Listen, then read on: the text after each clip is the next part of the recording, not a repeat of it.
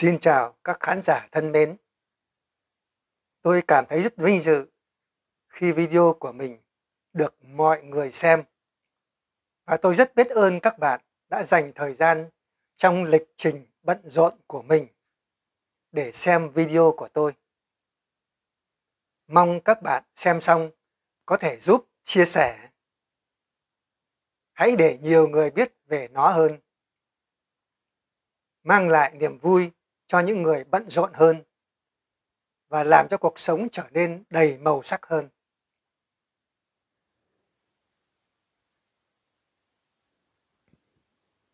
Và tôi cũng mong mọi người có thể cho tôi một like. Đó cũng là sự ghi nhận tốt nhất đối với tôi. Tôi rất biết ơn. Trong video trước, tôi đã giới thiệu bí quyết thứ 7 trong 10 bí quyết cổ xưa để trường thọ. Đó là mỗi ngày xoa bụng 100 lần để khí huyết điều hòa, sẽ bất tử. Video này là bí quyết cổ xưa để trường thọ thứ 8. Giảm cân, giữ dáng, giúp máu lưu thông, giãn cơ thường xuyên là hiệu quả nhất để trường thọ.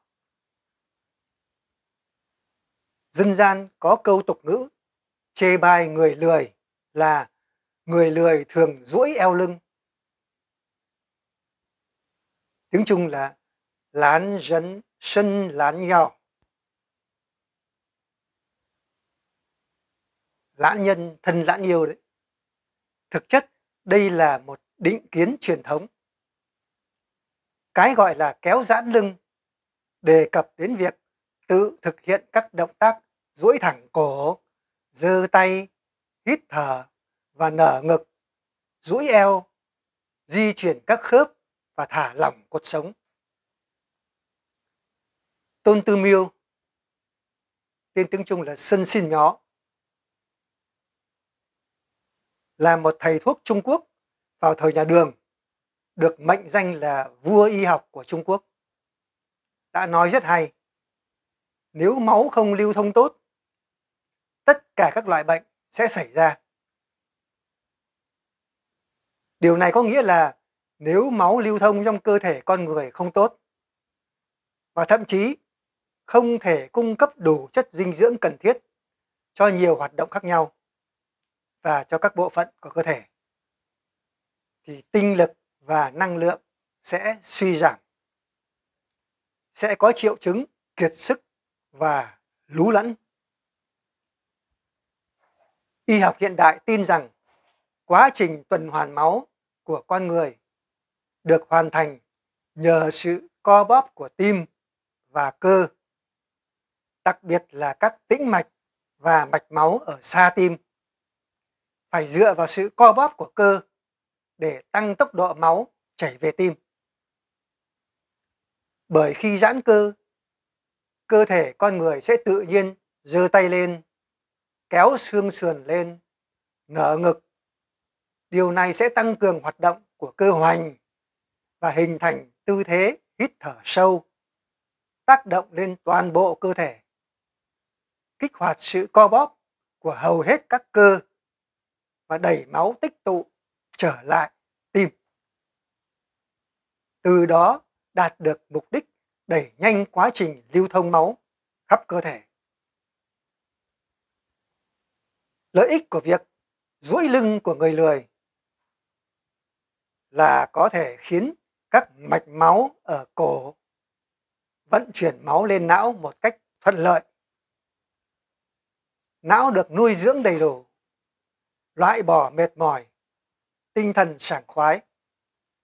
Nó có thể kéo căng các dây thần kinh và cơ bắp của toàn cơ thể và thúc đẩy sự cân bằng của cơ thể. Nó có thể làm tăng lượng oxy hít vào, thở ra nhiều carbon dioxide hơn và thúc đẩy quá trình trao đổi chất của cơ thể. Nó có thể loại bỏ căng thẳng quá mức ở cơ thắt lưng và ngăn ngừa căng cơ thắt lưng. Nó cũng có thể kịp thời điều chỉnh việc uốn cong quá mức của cột sống và duy trì một thân hình cơ thể khỏe mạnh. Hầu hết mọi người đều cho rằng giãn cơ là biểu hiện của sự lười biếng. Cách hiểu này không có cơ sở khoa học. Thực tế, giãn cơ rất tốt cho cơ thể. Những người thường xuyên ngồi làm việc và học tập thường khom người trên bàn làm việc trong thời gian dài, khiến cơ thể không thể hoạt động thể chất. Vì cổ cúi về phía trước nên lượng máu lên não kém. Nếu tình trạng này diễn ra lâu dài, hoạt động của não và các cơ quan nội tạng sẽ bị hạn chế. Lượng máu tươi cung cấp vượt quá nhu cầu, chất thải sinh ra không thể đào thải kịp thời, nên xuất hiện tình trạng mệt mỏi. Cơ thể trẻ em và thanh thiếu niên đang lớn lên và phát triển. Vào buổi sáng, não, tim và phổi chưa trưởng thành nên dễ bị mệt mỏi.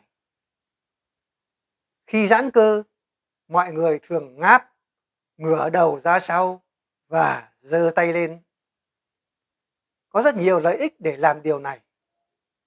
Trước hết, do lượng máu chảy vào đầu tăng lên, nên não sẽ nhận được đầy đủ dinh dưỡng. Thứ hai, khi cơ thể ngửa ra sau, khoang ngực sẽ nở ra. Các chức năng của tim, phổi, dạ dày và các cơ quan khác sẽ hoạt động tốt hơn, sẽ được cải thiện. Máu lưu thông thuận lợi hơn, không chỉ cung cấp đủ chất dinh dưỡng, kịp thời loại bỏ chất thải. Đồng thời, động tác nở ngực khi giãn cơ còn có thể hấp thụ nhiều oxy hơn, tăng cường quá trình trao đổi chất của cơ thể, nâng cao hiệu quả làm việc của não và các cơ quan khác, giảm cảm giác mệt mỏi. Ngoài ra, giãn cơ còn có thể kích hoạt cơ thắt lưng. Bài tập co giãn và co rút như vậy có thể thúc đẩy sự phát triển của cơ lưng và ngăn ngừa cột sống cong về phía trước, tạo thành gù lưng. Điều này có tác dụng nhất định trong việc duy trì thể lực. Vì vậy, việc giãn cơ mỗi khi ngồi học tại bàn trong một khoảng thời gian sẽ rất tốt cho cơ thể. Kéo giãn sẽ gây ra sự co bóp mạnh mẽ của hầu hết các cơ trong cơ thể. Trong quá trình thực hiện kéo dài trong vài giây, rất nhiều máu tích tụ sẽ được đưa về tim. Điều này có thể làm tăng đáng kể lưu lượng máu và cải thiện tuần hoàn máu. Đồng thời, nó còn có thể lấy đi một số chất thải trong cơ bắp, từ đó loại bỏ sự mệt mỏi của con người. Đặc biệt vào buổi chiều, ta cảm thấy đặc biệt mệt mỏi sau khi làm việc và học tập trong thời gian dài. Nếu bạn duỗi người vào lúc này, bạn sẽ ngay lập tức cảm thấy toàn thân được thư giãn, sảng khoái và rất dễ chịu. Ngay cả khi không mệt mỏi, bạn sẽ cảm thấy thoải mái nếu có ý thức duỗi người vài lần. Nhưng tại sao một hành động đơn giản như vậy lại có tác dụng kỳ diệu như vậy? Như chúng ta đã biết, việc giãn cơ có thể khiến các cơ quan ở ngực của cơ thể con người chèn ép tim và phổi. Giải phẫu và sinh lý con người cho chúng ta biết rằng khi ông Yu Cheng Wang ở Trung Quốc đấy, hiện nay 110 tuổi, làm việc mệt mỏi, ông luôn phải thực hiện một hiệp bạch hổ quyền, tiếng Trung là bái hú xoán, hoặc giãn cơ vài lần trước khi tiếp tục làm việc. Đây là triết lý thể dục mà ông ấy đã nhận ra trong cuộc đời mình. Hãy giãn cơ nhiều hơn sau khi ngồi lâu. Đây là lời khuyên dành cho những người ngồi văn phòng. Nó cũng là vũ khí thần kỳ giúp bạn luôn tràn đầy năng lượng. Kéo giãn thực chất là một cách tự bảo vệ cơ thể con người, đặc biệt hiệu quả đối với những người làm việc trí óc. Khi căng ra, các cơ quan ngực của cơ thể con người có thể bị ép vào tim và phổi. Tuy trọng lượng của não người chỉ chiếm 1/50 trọng lượng cơ thể, nhưng lượng oxy tiêu thụ của não lại chiếm tới 1/4 lượng tiêu thụ oxy của toàn cơ thể. Ngồi lâu và làm việc trí óc nhiều dễ gây ra các triệu chứng thiếu máu não và thiếu oxy, chóng mặt, tê chân, đau lưng, dẫn đến hiệu quả công việc giảm sút. Vì vậy, việc giãn cơ thường xuyên và vận động chân tay hoàn toàn có lợi cho việc phục hồi sau mệt mỏi. Tôi xin giới thiệu một số phương pháp giãn cơ đơn giản và hiệu quả cho dân văn phòng nhé. Thứ nhất, cúi về phía trước và ngửa về phía sau. Đứng hai chân rộng bằng vai, hai tay chống hông. Sau đó đều đặn thực hiện động tác gập người về phía trước và ngửa người về phía sau từ 5 đến 10 lần. Động tác thứ hai, xoay hông. Đứng dang hai chân, rộng hơn vai một chút. Đặt hai tay lên hông, thở đều, lấy eo làm trục trung tâm. Đầu tiên thực hiện xoay hông theo chiều kim đồng hồ. Sau đó thực hiện động tác xoay tương tự ngược chiều kim đồng hồ. Tốc độ tăng dần từ chậm đến nhanh. Biên độ quay tăng từ nhỏ đến lớn. Lặp lại 10 đến 20 lần.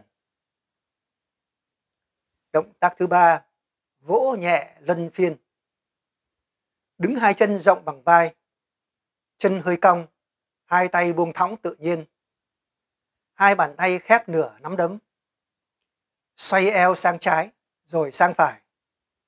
Đồng thời, cánh tay vung qua lại một cách tự nhiên khi thắt lưng quay sang trái và phăng phải.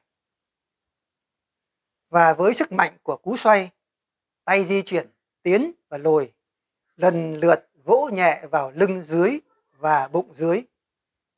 Sức mạnh có thể được xác định phù hợp. Làm điều này trong khoảng 30 lần liên tiếp. Kéo giãn có nội dung kỹ thuật nhất định. Khi kéo giãn, cơ thể phải được kéo căng hết mức có thể. Các chi phải duỗi thẳng, các cơ bắp toàn thân phải được vận động. Khi giãn cơ, hãy hít vào nhiều nhất có thể. Khi thả lỏng, hãy thả lỏng các cơ khắp cơ thể và thở ra càng nhiều càng tốt, thì hiệu quả tập luyện sẽ tốt hơn. Đối với người cao tuổi, thực hiện động tác này thường xuyên còn có thể làm tăng tính đàn hồi của cơ, dây chằng và làm chậm quá trình lão hóa. Tóm lại, chỉ cần bạn kiên trì, bạn có thể đạt được hiệu quả thần kỳ là kéo dài tuổi thọ. Nếu bạn muốn biết thêm những điều lạ lùng, thú vị và nhìn thấy thế giới rộng lớn hơn, thì hãy theo dõi kênh Dr. Đô Nguyên Thiêu Official. Sẽ chia sẻ những bài thuốc cổ truyền, những giai thoại, câu chuyện cuộc sống với các bạn tại đây mỗi ngày. Tôi chúc tất cả các bạn một cuộc sống hạnh phúc và mạnh khỏe. Xin chào tạm biệt.